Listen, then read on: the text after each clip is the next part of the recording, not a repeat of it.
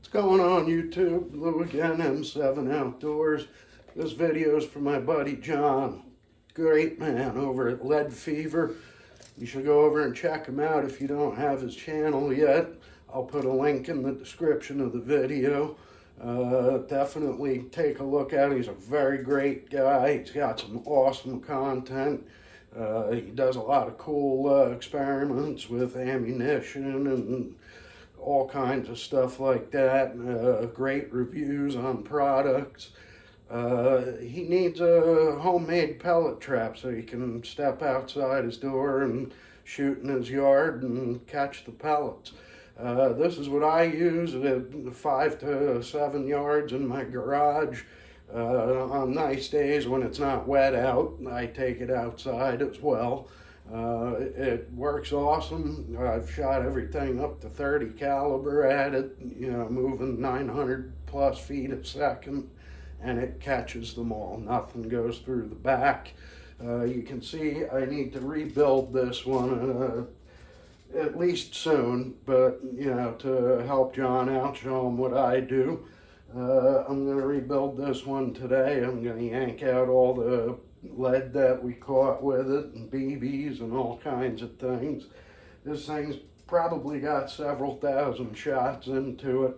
I'm also going to make a new patch panel from an old piece of cardboard and just tape it to the front. That way it keeps the stuff from flying back out, which doesn't happen often because of the material I pack inside.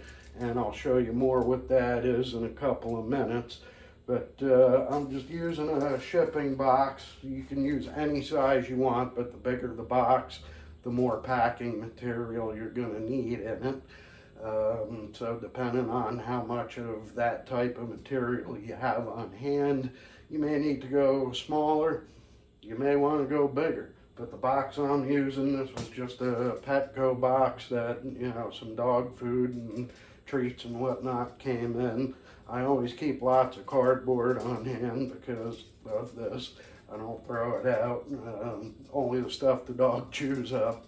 But at any rate, my box is roughly about 12 inches wide. This one's 19 inches high. Usually mine are 18, but 18 to 19, you can get away with the same amount of material inside. And then depth-wise, this box is 13 inches, but you know, figure 12 by 12 by 18 long box. You'll notice that we shoot at the broad side of the box, not the open sides of it where the flaps are. So these would be the sides of your box. All right, I guess I'll get my gear together. We'll go outside and empty this. When you empty these, you want to do it outside because there's a lot of lead and dust and stuff you don't want to be breathing in. So I recommend doing the emptying and cleaning outside. All right, give me a minute and we'll get out.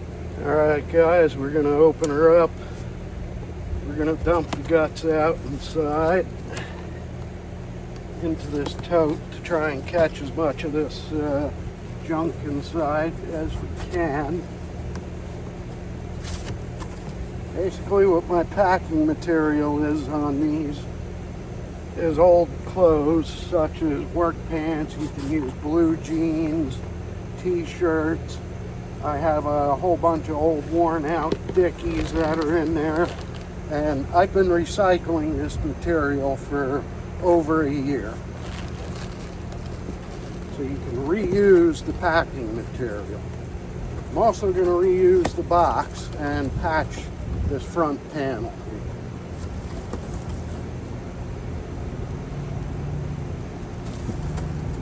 So once we got the box dumped out, set that next to your stuff here. All I do is just start shaking the stuff out. Another thing you want to keep in mind, you want to layer the clothes so that there's minimal gaps between them. So kind of try and fill them in flat So as you go, just kind of keep bringing them up.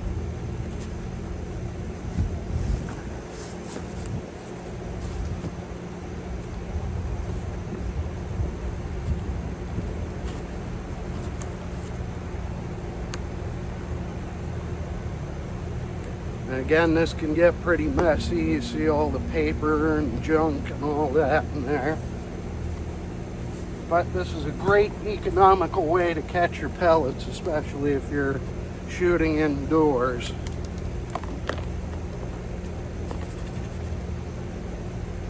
You know, you don't want that stuff hitting the walls, of course.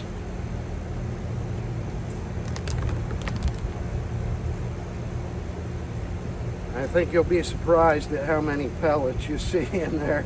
I'm losing a bunch on the ground, which I'll pick up after the video. I'll also put up a picture of the amount of crud that I caught and all the pellets and BBs.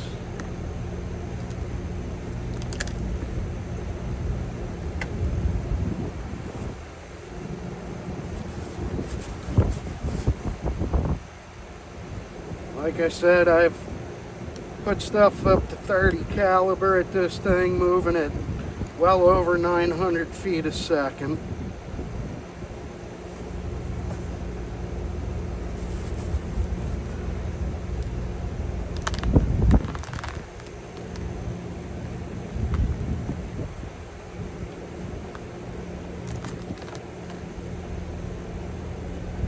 Now, make sure you don't use things like towels because they have those loop fibers and everything in them.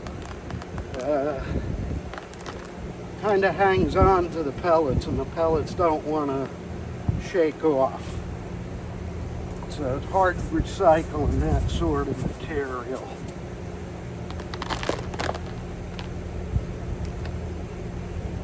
Tell you one good thing about my trimmers is it helps me to shake these out pretty quick. Oh boy, it's cold out here. About 33 degrees right now, and the wind's whipping.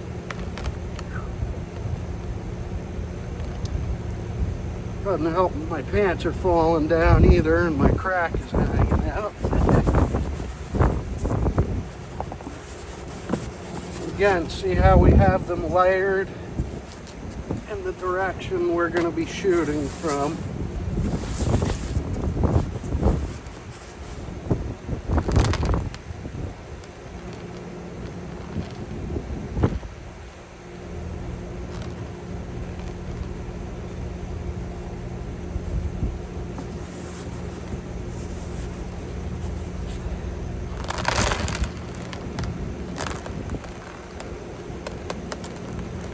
Almost there, just a couple more pieces to go.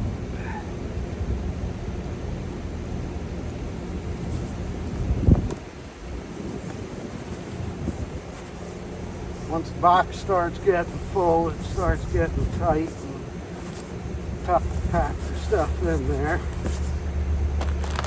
That's what you want. You want the box nice and full, plenty of material to catch what you're sending at it.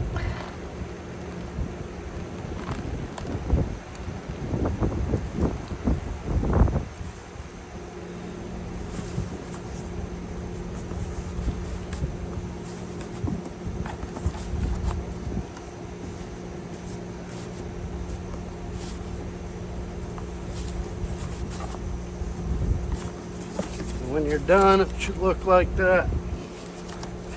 Close your box back up.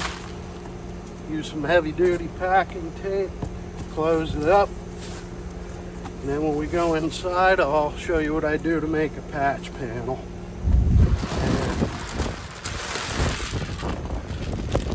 And here's the last few weeks of shooting at it here. See if we can get that camera tipped down.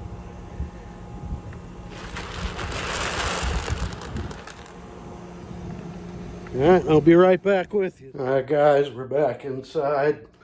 I cut out a quick patch panel here. Just another chunk of a shipping carton. All we're gonna do is take some heavy duty packing tape. We're gonna go across the top and the bottom, because obviously we're gonna be shooting at the middle of it, and you don't want to be shooting the tape off. So one good strip across the top, one across the bottom. Make sure it's nice and tight up against the rest of the box.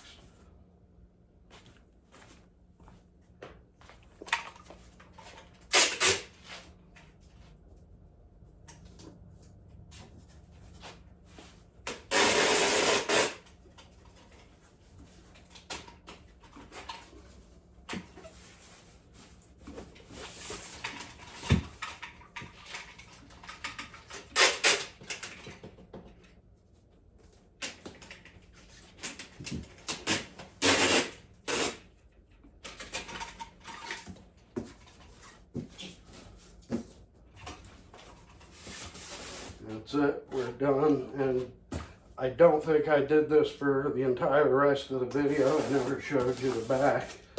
I was catching 30 caliber pellets in this, and they do not come out the back. You guys watched my other video. I shot my Barra 250Z in 25 caliber at it.